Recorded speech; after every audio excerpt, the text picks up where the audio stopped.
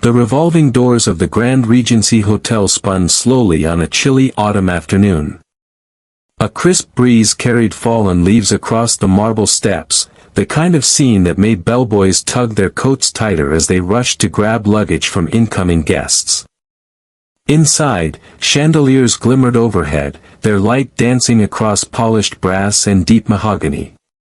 Guests bustled about in tailored suits and elegant dresses, the lobby humming with conversations in English, French, and Arabic. Yet, when the limousine rolled up to the curb, all activity seemed to pause. The car, sleek and black with tinted windows, commanded attention the way royalty might. The driver stepped out first, tall in a black suit, and hurried to open the back door.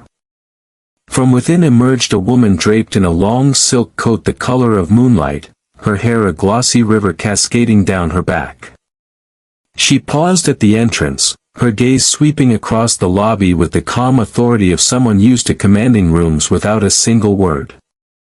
The doorman whispered her name under his breath, as if even speaking it was forbidden. Madame Li Zhen. A Chinese millionaire, rumored to own factories that supplied half of Asia. Whispers had long preceded her arrival. She traveled with bodyguards, carried wealth that could purchase entire city blocks, and never, not once, spoke a word of English. The moment she crossed the threshold, the air shifted. Conversations hushed, footsteps slowed. Every staff member straightened as though an invisible hand had tugged them into alignment. Her presence was not loud or flamboyant, it was quiet, precise, yet impossibly heavy, like the silence before a storm. The concierge, Mr. Davenport, hurried forward, plastering on his most professional smile. "Welcome to the Grand Regency, madam," he said, bowing slightly.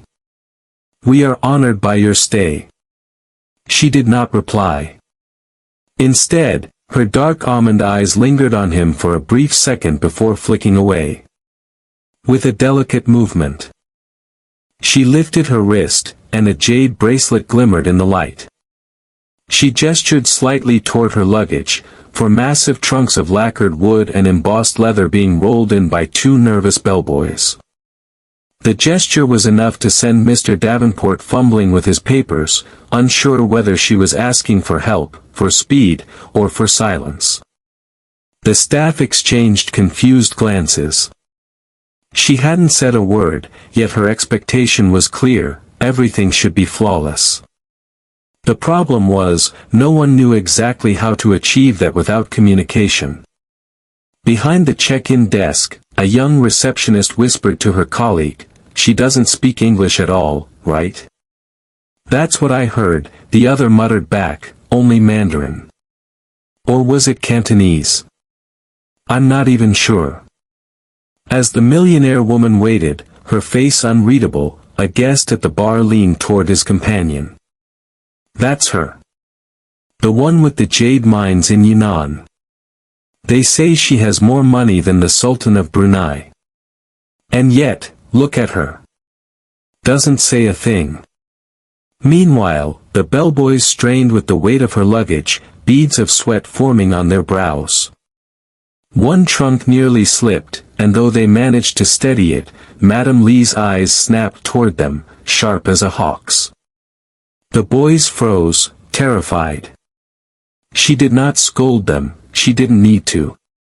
That one glance carried the weight of generations of command. The scene grew increasingly tense. Guests watched openly now, fascinated by this enigmatic figure gliding through the lobby like a ghost draped in wealth. The hotel staff scrambled, trying to anticipate her needs, afraid of offending her, unsure of her expectations. She gestured faintly for her key, but when Mr. Davenport presented a platinum card, she tilted her head slightly, expression cooling, and murmured something in Mandarin. The words flowed soft as water, incomprehensible to every ear in the room. Mr. Davenport froze, cheeks flushing. He did not understand a single syllable. He tried to recover with A polite laugh, nodding vigorously as if he had understood perfectly. Of course, madam. Right away. He motioned frantically to the staff, who scurried about with panicked energy. To the casual observer, it might have seemed amusing, this rich woman commanding an entire five-star hotel without uttering a single word of English. But to those present, the weight of her silence was unbearable. The millionaire's dignity clashed with the staff's helplessness. Every small failure, every hesitation, every misunderstanding, piled into the air like smoke from an unseen fire. And yet, through it all, one figure remained invisible in the corner of the lobby. A maid in a crisp black uniform, her hands gloved, her eyes lowered as she polished the brass railing near the staircase. She was young, maybe mid-20s, with skin the color of polished mahogany and hair neatly tied beneath a modest cap. Nobody noticed her. Nobody ever did. Her name was Clara. As she worked silently, her ears caught every misstep, every wrong word, every futile attempt at communication. She heard Madame Li's soft Mandarin request about the room not facing west, her comment about the lavender scent being too strong in the lobby, her faint sigh about the noise of the fountain echoing unpleasantly. Clara understood every word. She had grown up in a Harlem neighborhood where survival meant working multiple jobs.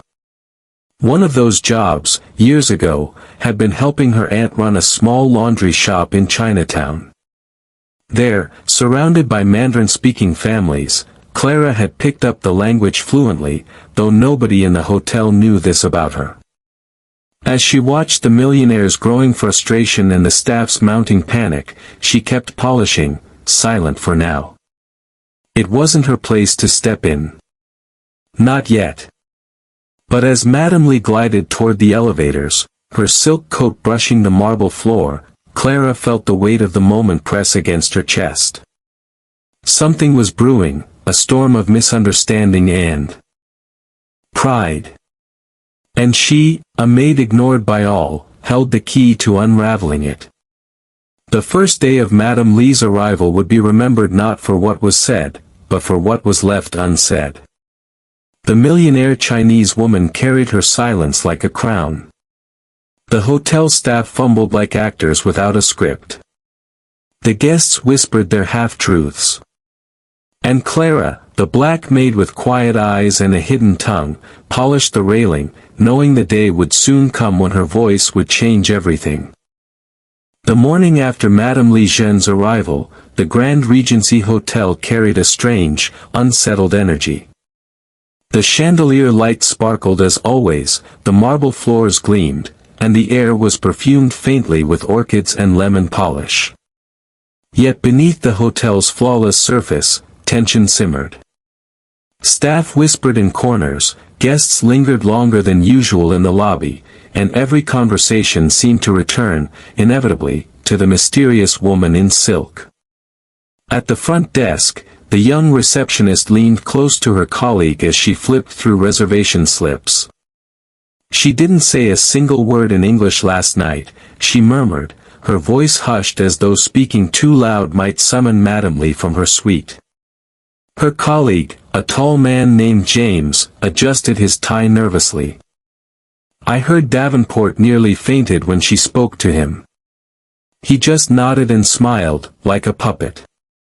Didn't understand a thing. The receptionist smirked. Well, he's been bragging for weeks about knowing every language in the world. Guess Mandarin wasn't on the list. They both laughed softly, but their amusement was tinged with unease. Across the lobby, the housekeeping staff gathered near the service elevator.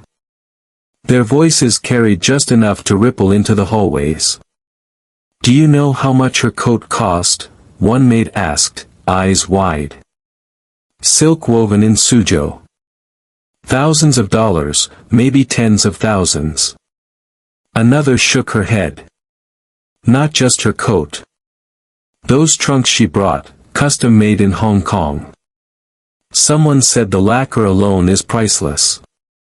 And she didn't even blink when the bellboy nearly dropped one, added a third. She just looked at him. I swear, that look could kill a man. Their whispers echoed the same sentiment, awe mixed with fear.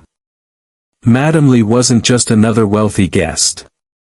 She was something different, an enigma wrapped in jade and silence. Even the guests were not immune to curiosity. At breakfast in the grand dining room, businessmen in tailored suits speculated over coffee. She's here to buy the hotel, one suggested. No, no, another countered. She's scouting investment properties. London, Paris, New York, this is just a stop. A third man lowered his voice conspiratorially. I heard she's here for a private meeting with government officials. Something about trade agreements. The stories multiplied, twisting like vines around her name. Each person who whispered added another layer of mystery, another reason to watch her every move. By mid-morning, Madame Lee's presence had become the hotel's heartbeat, throbbing quietly, relentlessly, in every hallway. But while speculation filled the air, the reality behind the scenes was less glamorous. For the staff, the language barrier was becoming a nightmare. Room service had delivered her breakfast at dawn, delicate bowls of porridge, slices of mango, and steaming jasmine tea. When the tray was retrieved, untouched porridge remained, and the mango slices had been pushed aside. A note lay folded on the tray, covered in elegant Chinese characters no one could decipher. In the kitchen, Chef Henri waved the note angrily. What does this mean? Too salty. Too sweet. Allergic? How am I supposed to guess? He slammed the paper down, his French accent thick with frustration. The waitstaff shrugged helplessly. One of them suggested calling in a translator, but the manager dismissed the idea. We can't risk offending her, he said. We'll handle it discreetly. Discreetly meant guessing, preparing a new meal without knowing what she wanted, sending it up with trembling hands, and praying it didn't spark another silent frown. Upstairs, the corridor outside Madame Lee's suite buzzed with nervous energy. Housekeepers tiptoed past, their carts rattling softly. A do not disturb sign hung from her door, but her presence was felt even without sight of her. Guests walking past slowed their steps, hoping for a glimpse through the open crack when room service entered. Clara, the maid in black uniform, pushed her cart down the hallway quietly. She was invisible as always, yet she heard everything. Two bellboys loitered near the elevator, voices pitched low. You think she's really a millionaire? One asked. Millionaire? She's a billionaire. My cousin says she owns half of Shanghai. Clara kept her gaze down, polishing the brass handle of her cart, but inside she wanted to laugh. People spoke so confidently about a woman they did not understand, building towers of rumors out of thin air. She knew enough Mandarin to recognize that the note left on the breakfast tray was not a complaint at all, it was a gentle request for less sugar in the tea. A simple detail. Yet to everyone else, it was an unsolvable puzzle. As she worked, Clara overheard another group of staff clustered in the linen closet. She doesn't smile. Not once. Maybe that's just her culture. Or maybe she's hiding something. Rich people like that, always secrets. The gossip churned endlessly. To the staff, Madame Lee was less a guest and more a storybook character. To the guests, she was a headline. And to Clara, she was a woman, tired, misunderstood, and desperately in need of a voice. Still, Clara stayed silent. It wasn't her place, not yet. She folded towels, changed sheets, and polished brass. She moved unnoticed through the corridors while the rest of the hotel spun around the mystery like moths around a flame. But as the day wore on, the whispers grew heavier. A scene in the lobby late that afternoon cemented the unease. Madame Lee descended the grand staircase in a flowing robe of ivory silk. The entire lobby stilled, eyes following her as though she were gliding above the floor rather than walking upon it. She paused at the front desk, her gaze resting on Mr. Davenport.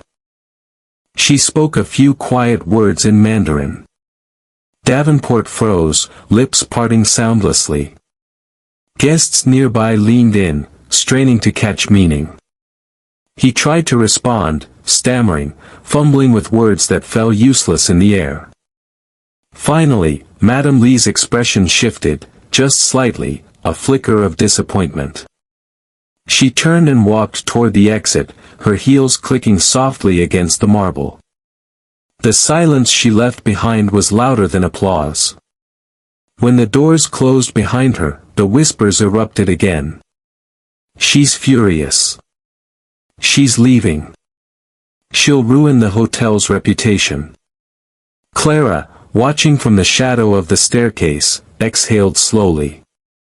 She had understood the exchange perfectly. Madame Lee had only asked whether a car could be arranged to take her to the gardens tomorrow. A simple question. A simple answer.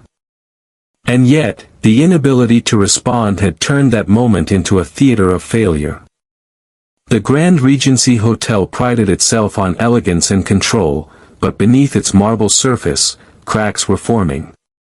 Whispers were no longer just idle chatter, they were shaping perception, altering reality, building a storm of misunderstanding that threatened to break.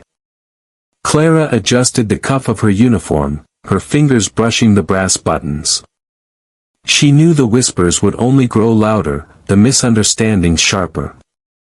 And she knew, deep down, that the storm would not pass until someone finally gave the millionaire Chinese woman a voice the others could hear. For now, the hotel buzzed with rumors, but Clara carried a secret heavier than all of them. She was the only one who understood Madame Lee. And she would not be invisible forever. The Grand Regency Hotel was built on precision. Every clock ticked in harmony, every vase of flowers was replaced before the petals wilted, every guest's request was anticipated before it was spoken. It was a place where silence was polished away like tarnish on brass. And yet, by the third day of Madame Lee Jean's stay, silence had become the hotel's undoing. Her presence loomed larger with every hour. She had not raised her voice, not thrown a tantrum, not demanded impossible luxuries. All she had done was speak in Mandarin, and the hotel could not keep up. That morning, her breakfast had been delivered again. Chef Henri had experimented, preparing delicate rice porridge with pickled vegetables and offering chrysanthemum tea instead of jasmine. But when the tray returned, the porridge was untouched, and another note lay folded neatly atop the tray. The kitchen staff gathered around the note as though it were a coded message from an enemy. The maitre d', sweating under the collar of his perfectly starched shirt, held it gingerly. "Does anyone here speak, whatever this is?" "Mandarin," someone corrected. "Yes, Mandarin," he muttered. "Does anyone speak it?" Blank stares. Shaking heads. A muttered, not a word. Finally, the note was carried upstairs to Mr. Davenport. He studied the elegant brushstrokes as though sheer willpower could turn them into English. "It could be anything," he said gravely. "Perhaps she's offended. Perhaps she's threatening to leave." The staff exchanged anxious looks. "What if she writes to the newspapers? A woman of her stature." Or worse, another whispered, "What if she owns the newspapers?" And so, the panic deepened. Meanwhile, Madame Lee glided through the hotel like a swan, her silence mistaken for disapproval at every turn.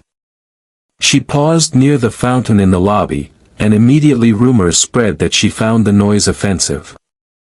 She stood too long by the grand piano, and whispers claimed she was demanding a performance. Every gesture became a demand, every sigh a verdict. It was not her silence that condemned the staff, but their fear of it. That afternoon, the tension broke into open chaos. The millionaire had requested a car for the gardens. At least, Clara knew she had. The Mandarin words had been clear the day before. But since nobody else understood her, the request had transformed into something else entirely. Davenport, desperate not to fail again, had arranged a grand limousine decorated with hotel flags, a uniformed chauffeur, and even a bouquet of orchids inside the cabin. When the car arrived at the front entrance, gleaming under the sun, the entire staff waited anxiously to see her reaction. Madame Lee stepped out of the revolving doors, her silk robe trailing like smoke. She gazed at the limousine, tilted her head slightly, and spoke a few words in Mandarin. The chauffeur froze. Davenport stepped forward. Yes, yes, of course, he stammered, though he hadn't understood a syllable. He gestured proudly to the limousine, waiting for her approval. But her expression tightened. Her words were soft, deliberate. The staff leaned in, their confusion deepening. To their ears, it was incomprehensible. To Clara, polishing brass nearby, it was perfectly clear, she doesn't want this show. She only asked for a small, quiet car to take her to the gardens. Nothing more. But the limousine had already been arranged, and Davenport, unable to back down, insisted, "It's the very best, madam. Only for you." A flicker of frustration crossed her face. She stepped into the car, silent. Within moments, the whispers exploded. She hated it. No, she was impressed. Didn't you see her eyes? She didn't smile. That means she hated it.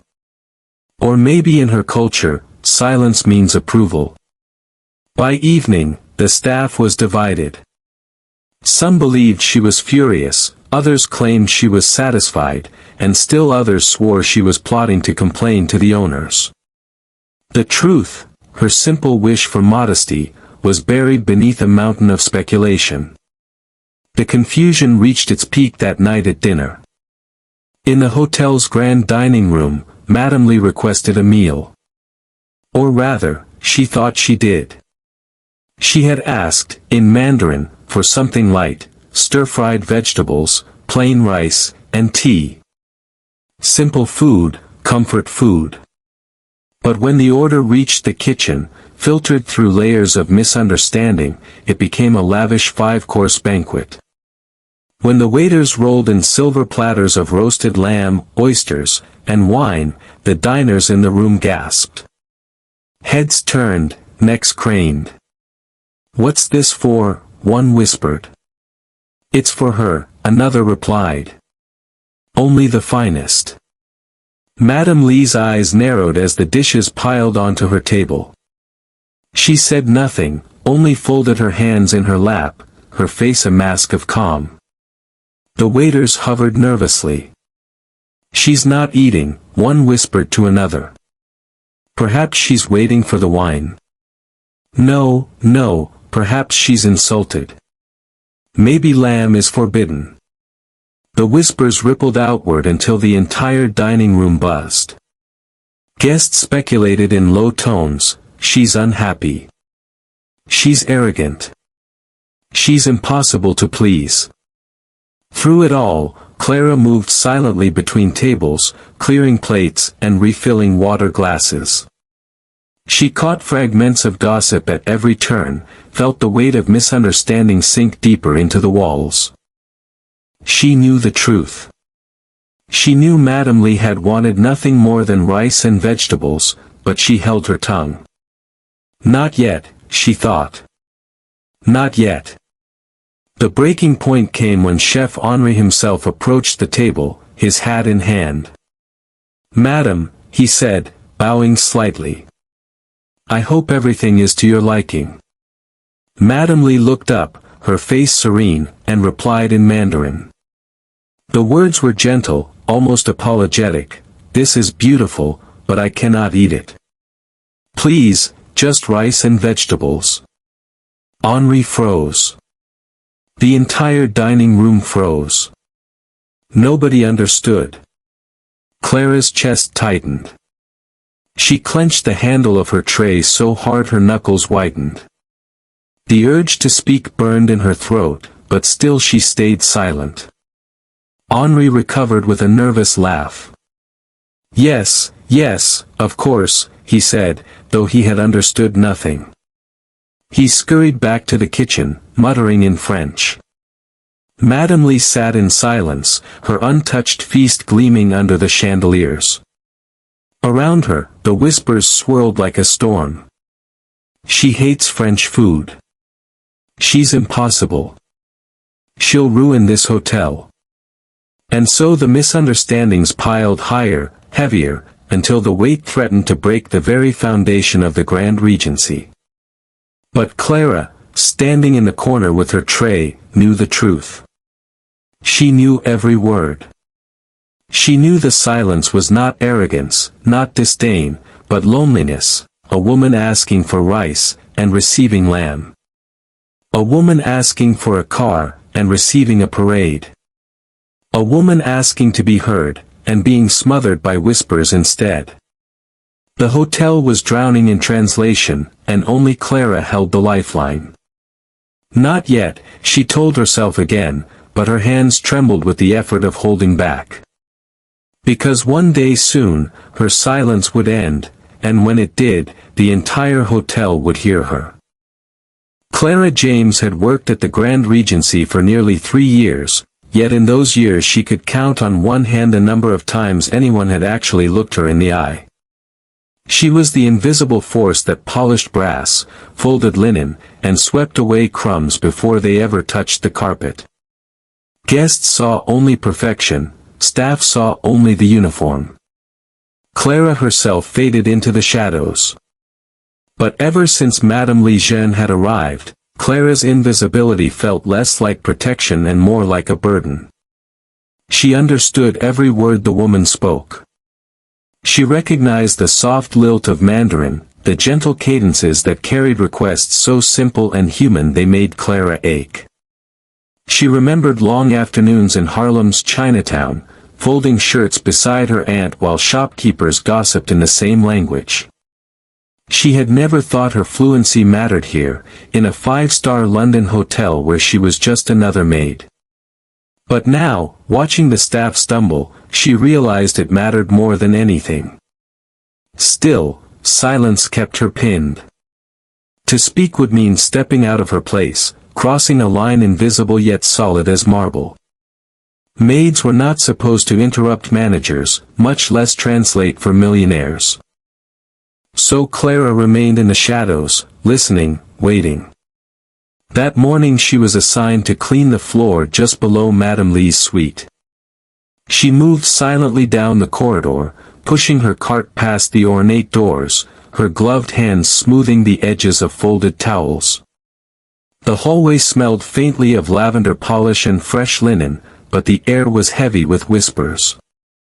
2 chambermaids leaned close together, speaking in hushed tones.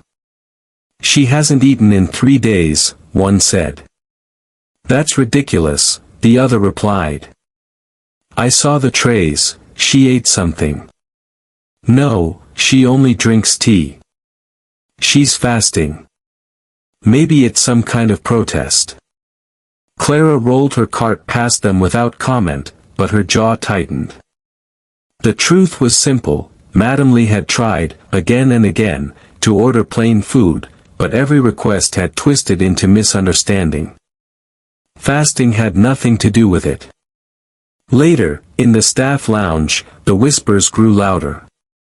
Bellboys traded stories, waiters shared complaints, and even the laundry girls joined in. "She's impossible," one said. "You never know what she wants." She wants to make fools of us, another declared. She's testing us. That's what people like her do. Clara kept her head down, sipping weak tea from a chipped mug. She wanted to shout the truth, to tell them all it wasn't arrogance but miscommunication, but her tongue stayed heavy. What if Davenport heard her? What if the manager saw her speaking Mandarin to the most important guest in the hotel? Would they thank her, or fire her? That afternoon, fate placed her closer to Madame Lee than ever before.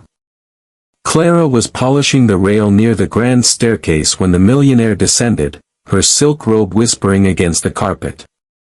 Her expression was as unreadable as ever, but Clara caught the faint slump of her shoulders, the weariness hidden beneath perfection. Madame Lee paused, just for a moment, to gaze at a painting on the wall, an oil portrait of a Victorian lady in pearls. She murmured something in Mandarin, soft enough that no one else noticed. But Clara did. She heard the loneliness in the words, so far from home, even the walls feel foreign. Clara's chest tightened. For the first time, she saw not a millionaire draped in silk, but a woman adrift in a sea of misunderstanding. That evening, Clara was sent to deliver fresh towels to the suite. Her heart raced as she approached the heavy door. She knocked softly, and after a pause, it opened. Madame Lee stood framed in the golden glow of a lamp, her jade bracelet glinting. Clara lowered her gaze, as protocol demanded. "Fresh towels, ma'am." Madame Lee nodded, stepping aside. Clara moved silently across the suite, setting the towels on a polished table. She had never been inside before, the room was a world apart from the staff quarters. Silk drapes framed tall windows, lacquered screens divided the space, and delicate porcelain vases lined the mantel. Yet despite its beauty, the room felt cold. Isolated. As Clara turned to leave, she heard Madame Lee speak softly in Mandarin, "They bring me food I cannot eat. They smile, but they do not hear me. Am I a ghost in this place?" Clara froze. Her hand gripped the towel too tightly, knuckles pale against the fabric. She could answer. She could break her silence and tell Madame Lee she was not alone. But the weight of rules pressed down. She bowed her head instead, whispered, "Good evening," and slipped out before courage betrayed her. Back in the hallway, her breath shook. She leaned against the cart, eyes closed. The words echoed in her mind, "Am I a ghost in this place?" That night, sleep would not come. Clara lay awake in her narrow cot in the servants' quarters, staring at the cracked ceiling. She remembered her mother's voice urging her always to stay humble, to keep her head down. She remembered the sting of past jobs where speaking out had cost her dearly. Yet she also remembered her aunt, teaching her Mandarin in a tiny laundry, insisting, "Language is power, Clara. When you understand, you see people as they are, not as the world misjudges them." By morning, the decision weighed heavier. The hotel was unraveling. Guests whispered openly about Madame Lee's dissatisfaction. The manager barked orders sharper than usual. Davenport walked the halls with sweat shining on his temples. Each misunderstanding fed the fire. And Clara knew she could put it out with a single word. That afternoon, as she dusted the base of a marble column, she overheard Davenport snapping at the staff. "If she leaves unhappy, it will be the end of this hotel's reputation. Do you understand? The end." The staff nodded grimly, but Clara felt something shift inside her. She was still in the shadows, still invisible. But shadows had power, too, they could move unnoticed until the moment they stepped into the light. And Clara realized, for the first time, that perhaps she was not meant to remain unseen forever. Perhaps the maid in the shadows was about to change everything. By the fourth day of Madame Lejeun's stay, the Grand Regency Hotel was a palace teetering on the edge of collapse. Outwardly, everything gleamed, the chandeliers sparkled, the carpets smelled faintly of lavender, the concierge stood ramrod straight at his post. Yet beneath the veneer, tension gnawed like termites in wood. The staff was exhausted, nerves frayed, smiles stretched too tightly across anxious faces. Every step they took seemed like a misstep, every gesture like a failure. At the center of it all was Madame Lee, silent, elegant, impenetrable. She had not raised her voice once, but her mere presence was enough to unravel them. The more they misunderstood her, the more they feared her judgment. It was as though the hotel itself were trapped in a performance before a queen who never applauded. The breaking point came during the grand dinner service on Friday night. The dining room was the pride of the Grand Regency, high ceilings draped with crystal chandeliers, walls paneled in dark mahogany, mirrors polished until they gleamed like liquid silver. That evening, every table was full. Diplomats, financiers, actors, and aristocrats crowded into velvet chairs, their laughter echoing above the clinking of glasses. The air smelled of roast duck, saffron, and fine wine. At the center table, beneath the largest chandelier, sat Madame Lee. She had arrived in a gown of midnight blue silk, embroidered with gold thread. Her jade bracelet glimmered as she lifted her teacup, her face calm, her posture regal. She was a portrait of stillness in a room of noise. The staff swarmed around her like bees around a flower. They brought courses she had not ordered, lobster bisque, roast lamb, quail eggs with caviar. Each dish was set before her with trembling hands and forced smiles.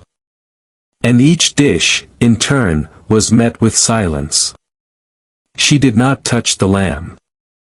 She did not taste the bisque. She sipped her tea, expression unreadable. Whispers rippled through the room. Guests leaned toward one another, pretending to discuss the weather while their eyes lingered on her untouched plates. "She doesn't eat anything," one said. "She finds the food beneath her," another muttered. "She looks offended. Perhaps she expected a private banquet." Every glance fed the growing storm. The more she did not eat, the more the whispers swelled. Finally, in a desperate attempt to salvage the evening, Mr. Davenport himself approached her table. His forehead gleamed with sweat, though his smile was as polished as ever. "Madam," he said, bowing slightly, "is everything to your satisfaction?" Madame Lee lifted her gaze slowly, her eyes calm pools of darkness. She spoke softly in Mandarin, her tone neither angry nor cold, simply honest. "This food is lovely, but it is not what I asked for. I only wanted rice and vegetables." The words floated through the air, meaningless to everyone but Clara. The silence afterward was unbearable. Davenport blinked, his mouth opening and closing like a fish. The waiters froze, the guests leaned in, the chandeliers seemed to hum with anticipation. Nobody understood, and yet everybody judged. Finally, Davenport laughed nervously. "Yes, of course, madam. I'm so pleased to hear you are satisfied." He gestured for the staff to clear the plates. But Madame Lee did not smile. She folded her hands in her lap, her silence heavier than any rebuke. That was when it happened. A guest, an American businessman, loud and flushed with wine, leaned too close to his companions and said in a voice that carried across the room, "You'd think with all that money, she could learn a word of English." The words sliced through the air. Forks froze halfway to mouths. Heads turned. Davenport paled. Madame Lee heard. Her gaze flicked briefly toward the man, then away, her expression unchanged. But the insult clung to the air, sour and heavy. And the whispers exploded. She thinks she's above us. Can't even speak the language. Why come here if she refuses to adapt? The storm had broken. What had been quiet unease became open hostility, wrapped in the disguise of polite murmurs. The staff scrambled harder, tripping over themselves to serve her, but the harder they tried, the worse it looked. Madame Lee, still dignified, still silent, bore it all without flinching. Clara stood near the back of the room, clutching her tray. Her heart pounded in her chest. She had understood every word Madame Lee had spoken, every quiet plea for rice, every gentle request turned into spectacle. And now she watched the whispers curdle into cruelty. She could not stay silent forever. But still she hesitated. She remembered the rules, the unspoken lines she could not cross. She was a maid, invisible, replaceable. If she spoke, she could lose her job. Yet as she looked at Madame Lee, lonely in her silk gown, surrounded by abundance she did not want, Clara's hesitation burned into anger. The moment nearly came when the waiters returned with another elaborate dish, silver dome lifted to reveal venison with truffle sauce. Madame Lee looked at it, sighed softly, and said again in Mandarin, "Please. Just rice. Just vegetables." The words were simple. The meaning was clear. And yet the staff stared blankly, the guests watched like vultures, and Davenport only nodded blindly. Clara's grip on the tray tightened. The fire inside her roared. She wanted to shout, to translate, to give the woman the dignity of being heard. But fear held her tongue still. That night, after the dining room emptied and the echoes of laughter faded, Clara lingered in the shadows, polishing glasses no one would use until morning.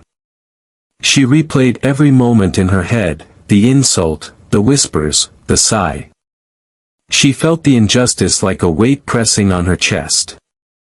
The hotel was breaking. The staff was breaking. Madame Lee herself, though silent, seemed to carry a loneliness that grew heavier each day. And Clara knew the breaking point had not just arrived for the hotel, it had arrived for her. She could not remain in the shadows much longer. She would have to choose, silence, or the courage to speak. The following morning dawned with a pale, watery light seeping through the tall windows of the Grand Regency Hotel. Snow flurries drifted against the glass, softening the world outside. Inside, however, there was no softness. The atmosphere was brittle, like porcelain about to crack. The whispers from the disastrous dinner the night before had spread like wildfire.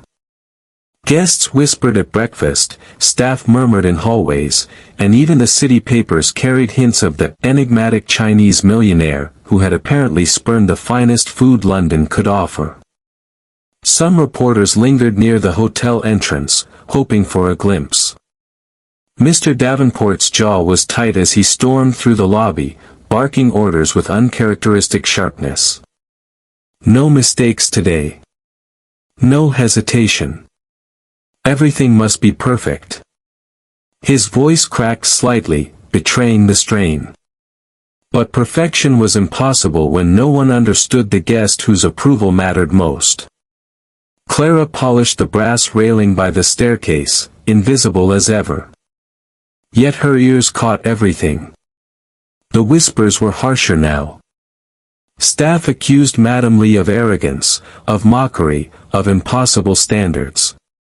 Guests speculated openly about whether she would leave in fury, tarnishing the hotel's reputation forever. But Clara knew the truth, Madame Lee had never asked for luxury. She had only asked to be heard. That afternoon, the situation reached its climax in the grand drawing room.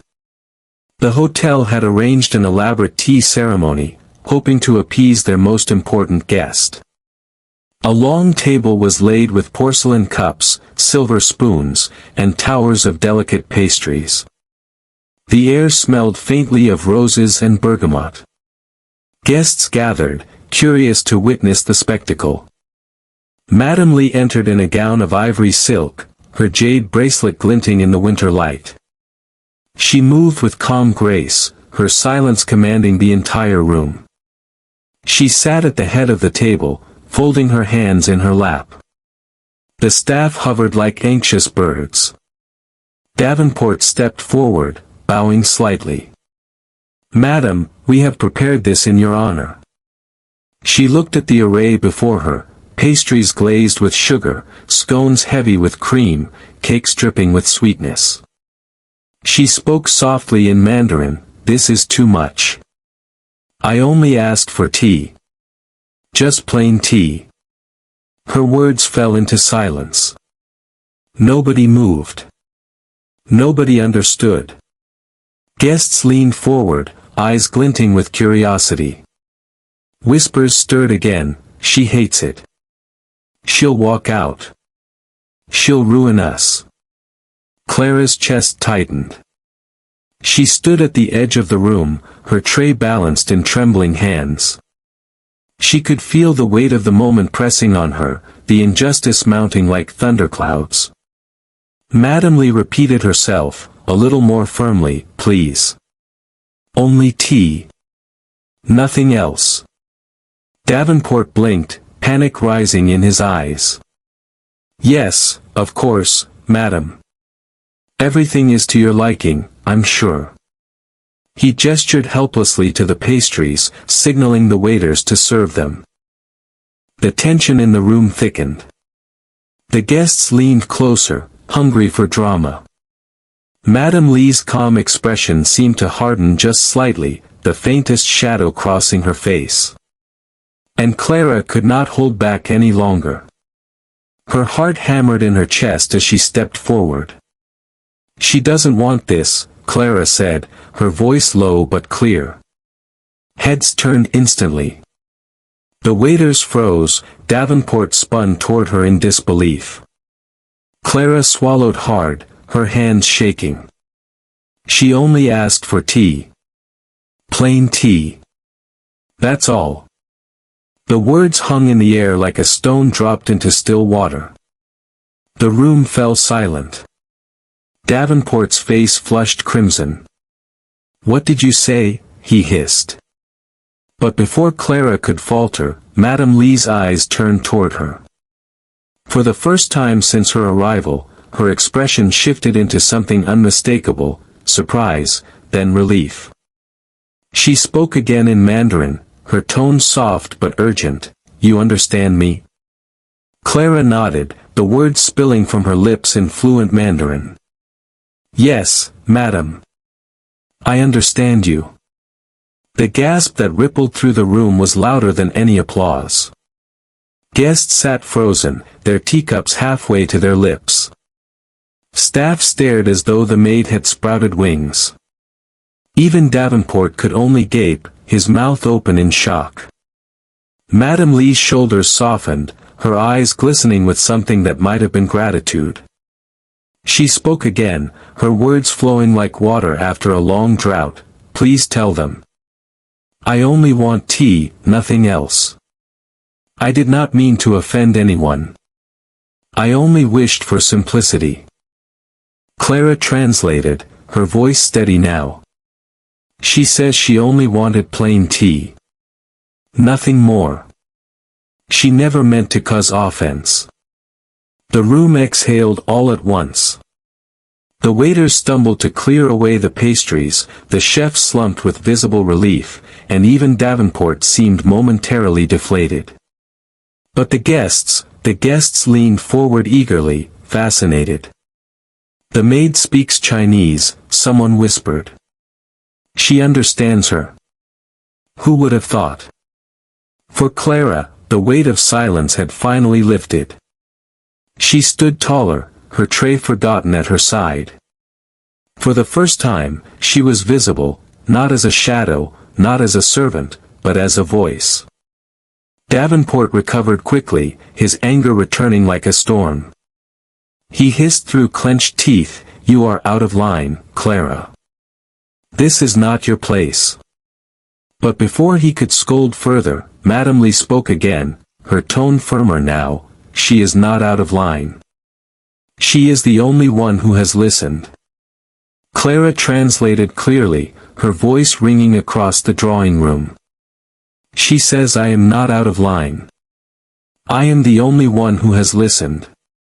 The silence that followed was different from before. It was not heavy with misunderstanding, but charged with realization. For the first time, the whispers stopped. Madame Lee lifted her teacup, her calm restored. She gestured slightly toward Clara, and though she did not smile, her eyes softened. Clara bowed her head, her heart racing, but her spirit steady. She had stepped into the light, and there was no going back. The unexpected voice of a maid had pierced the silence of the Grand Regency Hotel. And nothing would ever be the same again.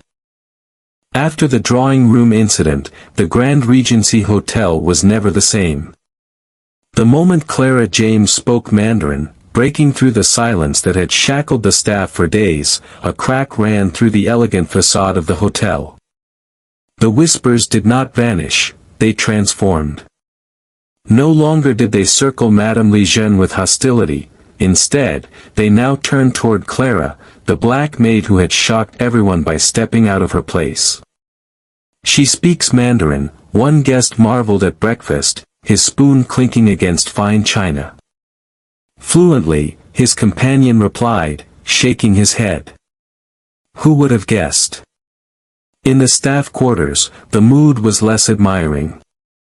"She made Davenport look like a fool," one maid muttered, folding sheets sharply. "She embarrassed the entire staff," another chimed in. But underneath the gossip lay something undeniable. Clara had become visible. Everyone knew her name now.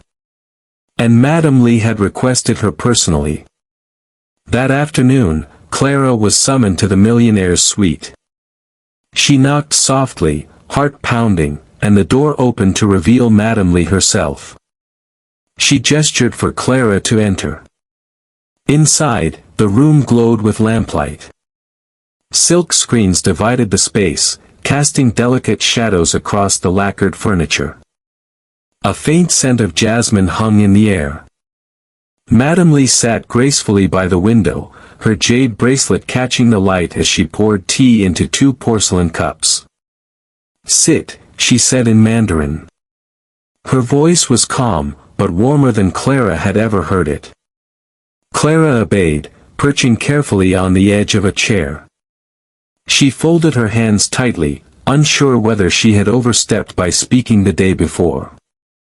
Madame Lee studied her for a long moment before speaking again. "You have changed everything." Clara's throat tightened. I only wanted them to understand you." A small smile ghosted across Madame Lee's lips, the first Clara had seen. "And you did. For days I have spoken to the walls, to empty faces. Then you answered. Do you know what that means to someone far from home?" Clara swallowed hard. "It means you're not invisible anymore." Madame Lee's gaze softened. "Exactly." She gestured to the tea.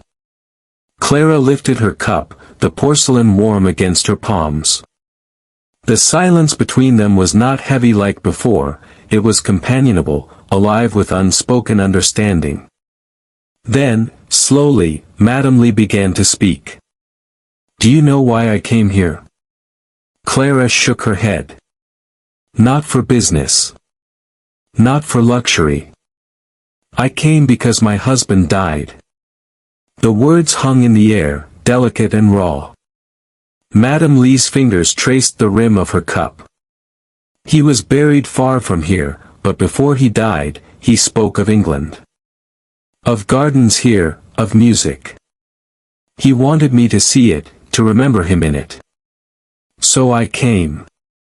But when I arrived, no one listened. They saw only wealth, not grief.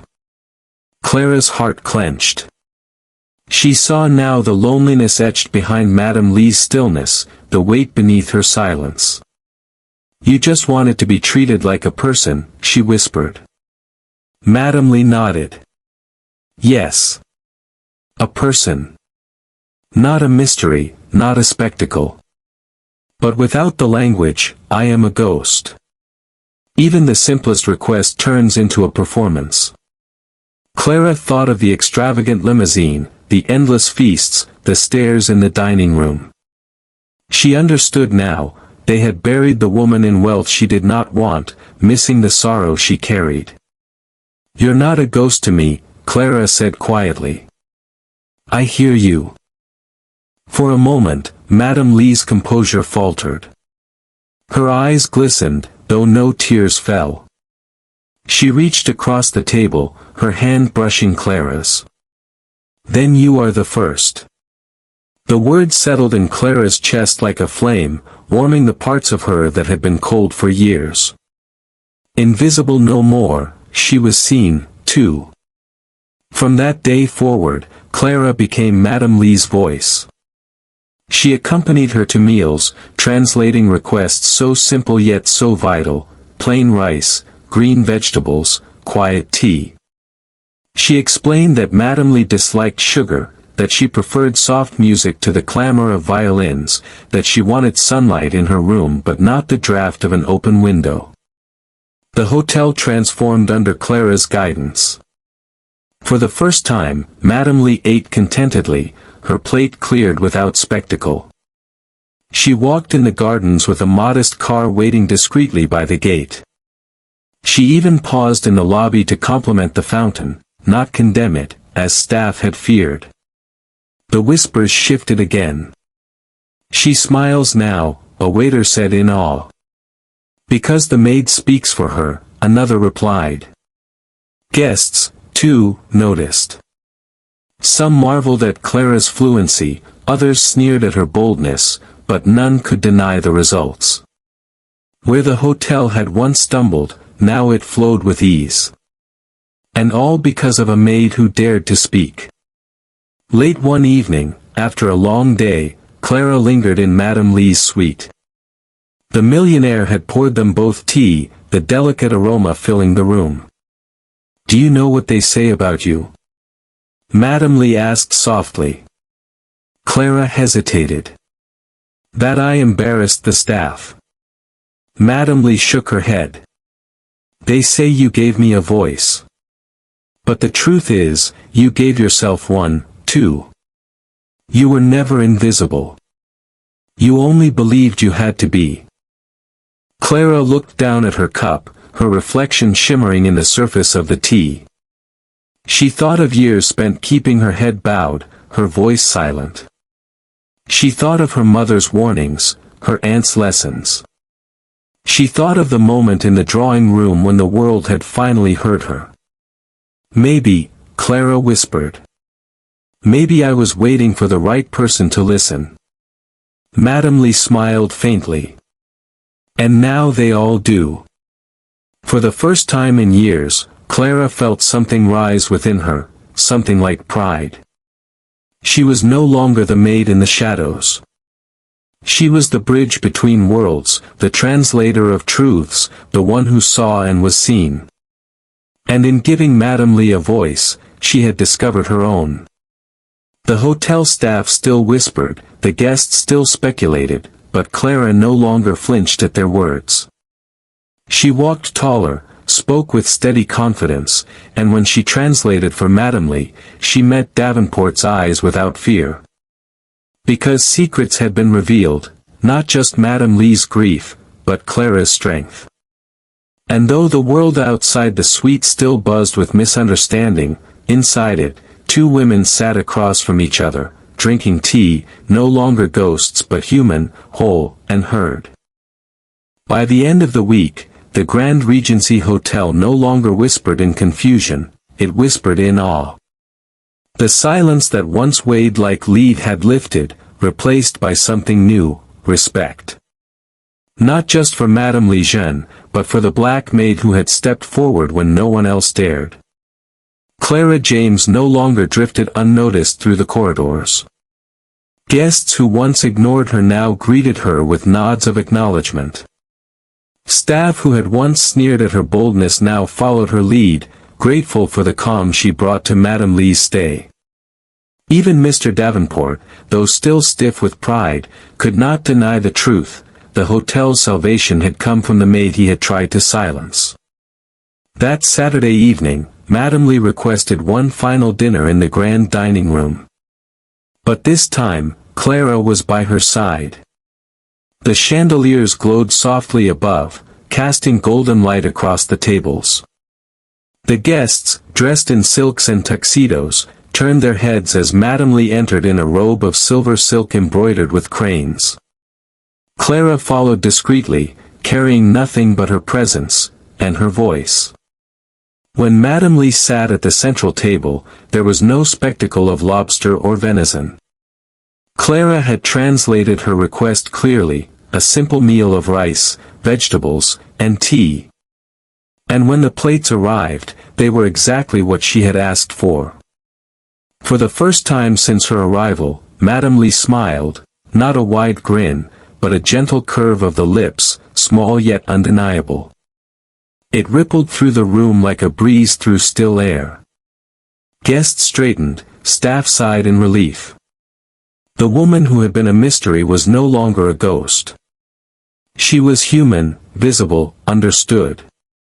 And all because one maid had spoken. Throughout the meal, Clara translated softly whenever Madame Lee addressed the staff. "The rice is perfect," she said.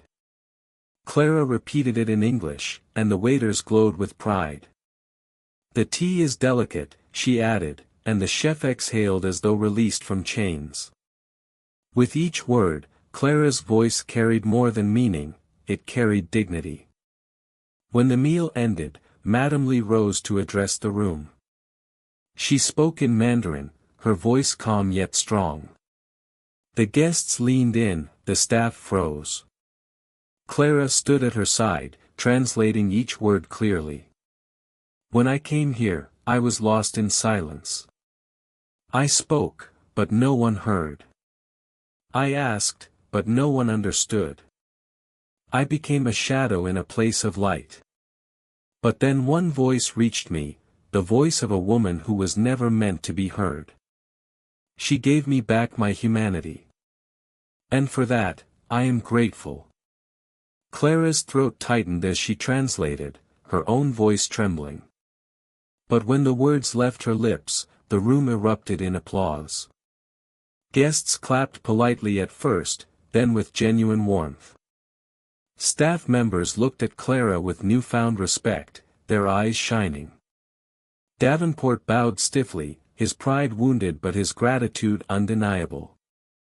"Madame Lee," he said, "it has been our honor." But Madame Lee shook her head slightly. "It was Clara's honor," she said.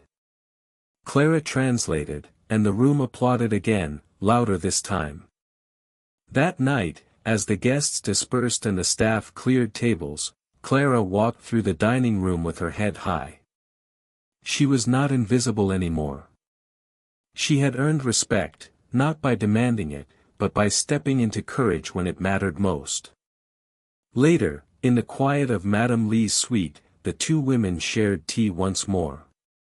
The city outside glittered with winter lights, but inside the room, there was only warmth. "You have given me more than translation," Madame Lee said softly. "You gave me belonging. Do you know what that means?" Clara nodded. "It means you're not alone." Madame Lee reached across the table, her jade bracelet catching the light. She placed her hand gently over Clara's. "And neither are you." For a long moment, they sat in silence, two women from different worlds, bound by the simple power of being heard. When Madame Lee finally departed the next morning, the entire staff lined the lobby to see her off. The limousine waited discreetly outside, modest as she had requested. She descended the staircase with calm grace, her silk coat flowing like water. At the doors, she paused. She turned to Clara, who stood slightly apart, her uniform crisp, her eyes lowered. Madame Li spoke in Mandarin, clear enough for everyone to hear. Without you, I would have been a ghost. With you, I was alive. Clara translated, her voice steady. She says without me, she would have been a ghost. With me, she was alive. The staff stirred, their eyes wide. For once, no one doubted the words.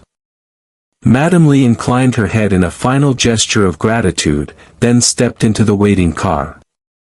The doors closed softly, and the limousine glided away. The lobby remained silent for a long moment after her departure. Then Davenport cleared his throat awkwardly. Well, he muttered, that was satisfactory. But even he could not disguise the respect in his tone. Clara returned to her duties, but everything had changed. Guests greeted her with nods, staff treated her with deference, and in her heart, she carried a pride she had never known before. She was no longer just a maid in the shadows. She was a woman whose voice mattered. Respect had been earned, not just for Madame Li, but for Clara herself. And though the hotel would soon return to its polished routines and elegant whispers, one story would linger in its halls, the story of the millionaire Chinese woman no one understood, until the black maid spoke Chinese.